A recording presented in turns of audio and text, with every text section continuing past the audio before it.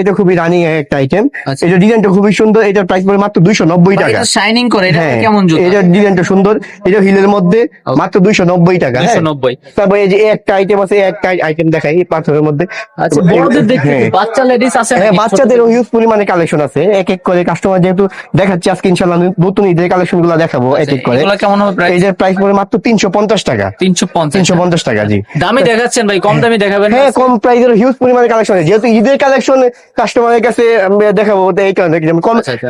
Reasonable এর মধ্যে ভাইয়া সেলুলাইটের একটা আইটেম আছে, এটা গ্লাস হিলের মধ্যে, এটা 175 টাকা প্রাইস মাত্র।